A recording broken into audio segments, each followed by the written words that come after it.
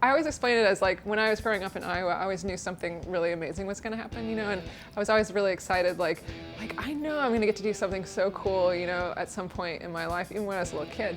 And I was standing there and I was watching her on stage and I was just like, ugh, like totally blown away. I was like, this is that cool thing that's going to happen to me. Like I just knew it like right away, that like here's that thing, it's just how did it happen?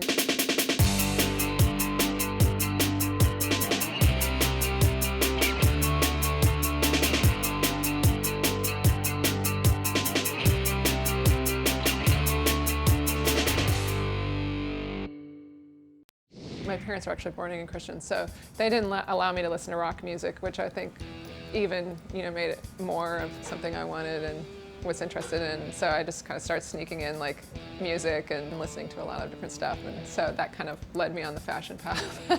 When I first moved to New York, well, for a long time, for a while I was waiting tables, and then I kind of remember thinking like, God, if I don't quit waiting tables, I'm going to start hating everyone on the planet and become a very bitter person. So I decided to quit, and right after I quit, I ended up getting a job at Todd Oldham, actually, and I worked there only for like just a very short period of time.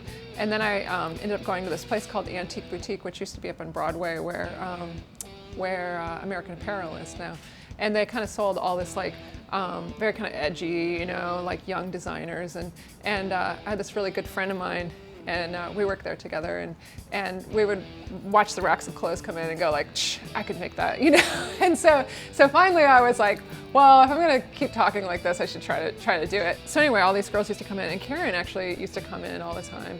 And it was before she was in the Yeah Yeahs. And I remember at one point, I hadn't seen her, and I didn't really hang out with her, but I hadn't seen her in a really long time, and I started to feel really sad, and I was like, where's that weird girl at? Like I really wanted to see her, and I couldn't figure out why, because I was like, I had never hung out with her or whatever, and then I remember her coming back in, and I was happy to see her, but later on, she brought in the first Yeah Yeahs record, and I thought, oh, this is gonna be terrible. I don't want to listen to this, And I put it on and I was like, oh my God, this is insane. Like, it's totally amazing. And then one day she came in and I had all these prom dresses that I was getting ready to take over to the store where I sold. And she saw one of them, and it was the teenage car crash dress. And she said, will you make me one of these for one of my shows? And I was like, yeah, okay, and it was the ugliest dress ever. I made. It's like this slashed up prom dress that said Yeah Yeahs all over it, and in acrylic paint, and had fake flowers hanging from it. And I made it all in like one night. I remember like doing it on my kitchen counter. The next day they had a show at the Cooler, which used to be the meatpacking district. And I remember going in and bringing her the dress.